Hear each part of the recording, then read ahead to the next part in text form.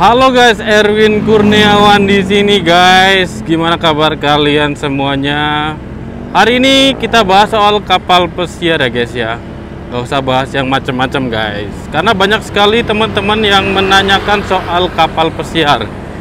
Kebetulan saya lagi di rumah guys ya, lagi vacation di rumah, jadinya tahu sendiri ya, saya meluangkan waktu untuk keluarga gitu guys ya. Jadi mohon maaf sekali untuk teman-teman yang bertanya di grup maupun di video saya, yang berkomentar di video saya agak telat saya jawabnya, mohon maaf sekali. Nah, untuk pembahasan kali ini saya pengen membahas tentang apakah calo kapal pesiar itu benar-benar ada. Kita bahasnya calo kapal pesiar ya guys ya. Ini saya ajak teman-teman sambil ini ya, muter-muter kota Bandung ya, biar nggak bosan lihat muka saya. Yes guys, cuacanya agak mendung guys ya. Ini saya lagi di alun-alun Bandung guys. Guys, oke, kita balik lagi ke topik pembicaraan ya, ke kapal pesiarnya. Apakah calo itu benar-benar ada? Jawabannya adalah yes guys. Calo kapal pesiar itu benar adanya guys. Benar sekali ada. Aduh, malah hujan ini guys. Benar sekali ada guys. Jadi calo kapal pesiar itu ada, dan kalian harus hati-hati ya guys ya, karena ya saya sering banget jelasin ke teman-teman bahwasanya untuk ke kapal pesiar itu lewat jalur yang benar gitu ya guys ya. Cuman saya juga tidak bisa menyalahkan untuk calo-calo ya guys. Untuk calo itu beda ya dengan broker ya guys ya. Calo itu beda dengan broker. Saya terangin lagi, calo itu berbeda dengan broker guys. Karena untuk calo sendiri itu adalah perantara ya, perantara saja ya. Gimana ya saya jelasinnya ya. Jadi gini ya guys ya, untuk lebih simpelnya, jadi untuk berproses ke kapal pesiar itu ada beberapa cara. Yang pertama adalah cara mandiri ya. Cara mandiri itu kayak kita langsung lamar ke agensi ya. Kalau kita udah punya pengalaman kerja ya di perhotelan, kita sudah punya sertifikat experience-nya, langsung kita ke agensi untuk melamar ke kapal pesiar ya. Seperti itu, jadi mandiri itu. Nah, yang kedua itu lewat broker lah. Bisa dibilang lewat jalur karpet merah ya. Jadi kan tahu sendiri kalau di Indonesia itu seperti apa ya guys ya. Jadi ada ya oknum-oknum tertentu yang bisa membantu teman-teman buat berangkat ke kapal pesiar seperti itu ya. Yaitu melewati broker itu guys. Nah, broker itu sebenarnya itu saya boleh bilang tetap ya masih dalam lingkupan agensi ya guys ya. Broker itu masih orang-orang agensi ya. Saya nggak menyebutkan agensinya mana, cuman masih mereka kenal betul dengan agensi-agensi kapal pesiar ya, seperti itu. Nah, jadi teman-teman, kalau misalnya nih ya, yang belum tahu ya soal broker itu apa, jadi broker itu adalah orang dalam gitu ya.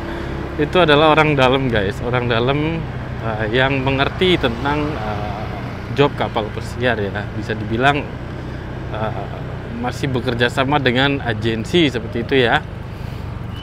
Nah, untuk calo, nah ini lewat calo ya, misalnya calo itu adalah, misalnya nih, calo itu adalah orang yang mengenal broker guys. Calo itu adalah orang yang kenal banget sama broker, dan akhirnya dia memberikan informasi kepada teman-teman ya untuk melamar kapal pesiar lewat dirinya dengan budget tertentu gitu ya. Nah ya, seperti itu. Dan semuanya saya terangkan, untuk melamar kerja di kapal pesiar semuanya membutuhkan biaya guys. Jadi nggak gratis ya. Karena kenapa saya bilang nggak gratis itu karena kita harus mengeluarkan biaya untuk pembuatan dokumen, untuk medikal, untuk kalau misalnya dari awal ya harus masuk ke LPK, ada biaya LPK, ada biaya buat PKL-nya ataupun OJT, on job training, terus ada biaya lagi buat pengurusan dokumen kelautannya, seperti itu. Jadi memang ada semuanya guys ya, itu ada semuanya seperti itu. Dan lewat broker itu juga biaya, cuman bedanya kalau kita lewat mandiri itu kan apa-apa ngurus sendiri ya guys ya. Nah kalau lewat broker itu enggak. Kalau lewat broker itu kita bisa diurusin semuanya sama dia, jadi kita tinggal terima beres gitu ya. Nah kebanyakan broker-broker itu mematok harga yang sangat wajar ya guys ya. Kalau kalian mungkin mengurus sendiri habisnya kurang lebih 30 sampai 40 juta, dan itu kurang lebih hampir sama untuk biaya broker segitu ya guys ya. Jadi apa-apa kita sudah diuruskan, kita tinggal duduk di rumah. Kalau misalnya ada nih informasi dari broker, ada untuk kapal ini, apakah mau atau tidak. Kalau mau, interview sama user langsung. Jadi kalau lebih tepatnya itu nggak pakai pre-screening ya. Tapi mohon maaf dikoreksi kalau misalnya memang nggak tepat ya, teman-teman boleh koreksi, silahkan. Seperti itu ya. Jadi ibaratnya broker itu sudah menguruskan semuanya ya, tentang dokumen, tentang medical dan lain-lain ya. Cuman kalau medical ya teman-teman harus datang ke tempat medikalnya ya, karena memang medical memang itu kan harus kita yang dicek ya, seperti itu. Nah kalau calo itu memang dia matok harganya itu luar biasa ya guys ya. Jadi itu sebagai perantara. Jadi kayak itu adalah temennya broker yang nge-share job vacancy atau apa namanya itu?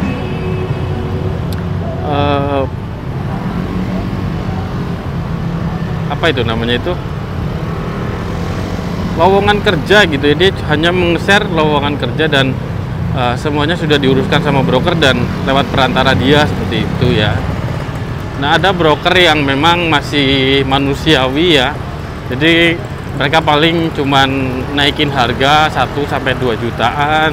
Tapi ada juga broker-broker yang memang kurang ajar ya, sampai naikin harga itu nggak wajar. Tapi ada aja yang mau, dan kalian harus hati-hati. Itu bedanya broker sama calo itu. Kalau broker itu memang orang agensi ya guys ya, orang yang sudah mengenal agensi secara dekat gitu ya. Nah kalau untuk calo itu kadang ada yang calo nakal guys. Kadang mereka juga hanya mengaku sebagai perantara ya, ataupun mereka hanya nge-share lowongan kerja kapal pesiar guys ya. Mereka sok tahu dan memberikan informasi yang sama ya, seperti agensi bilang, karena mereka sudah mempelajari itu dan memberikan informasi kepada kandidat ya, yang kandidat yang sangat awam sekali mungkin bisa tertipu dengan itu ya, karena memang informasinya sangat tepat gitu guys ya. Jadi harus hati-hati dengan calo itu. Nah kebanyakan kalau untuk calo itu mereka minta uangnya itu di awal guys, itu.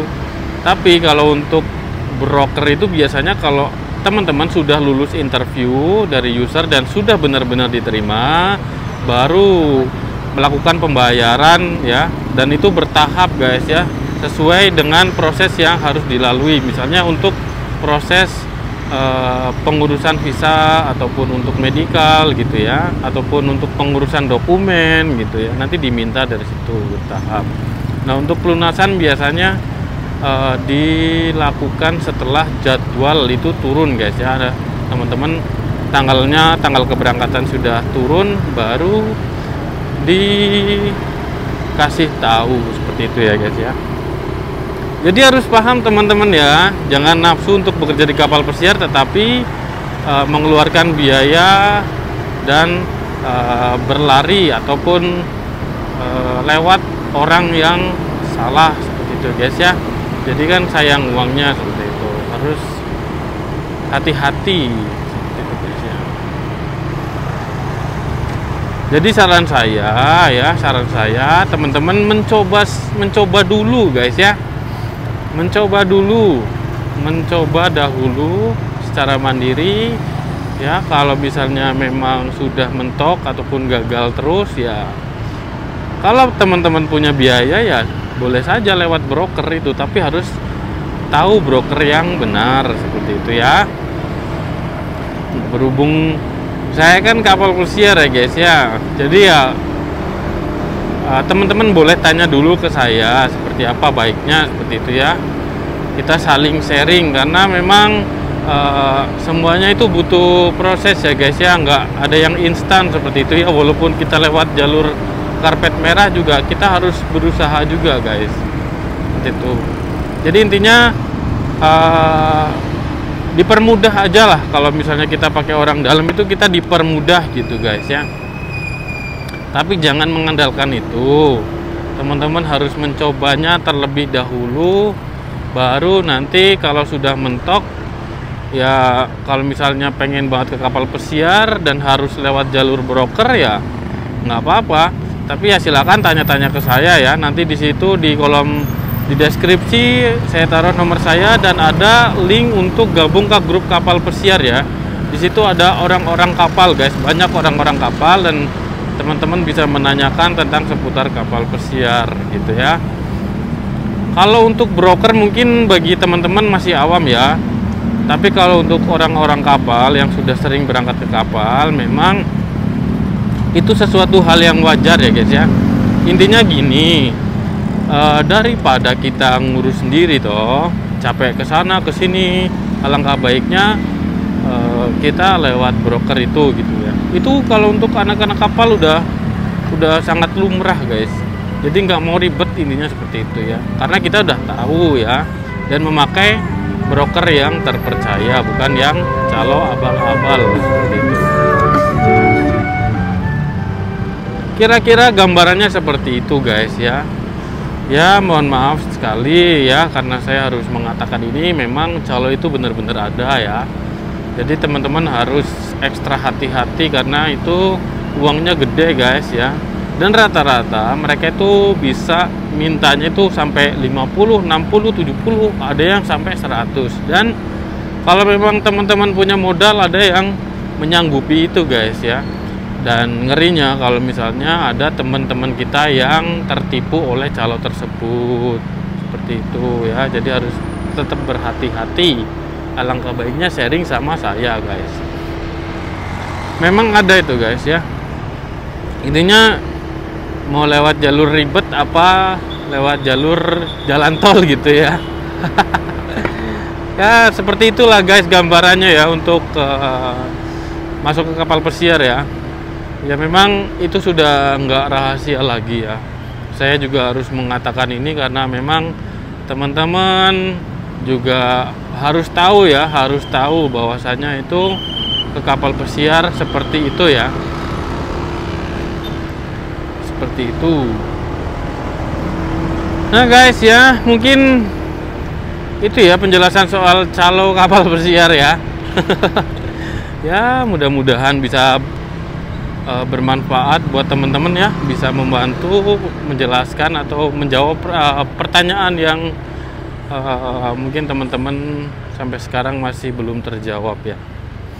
Oke guys, gitu saja. Kalau misalnya ada pertanyaan lain silahkan tulis saja di kolom komentar. Insya Allah saya bakal menjawab dengan video guys ya.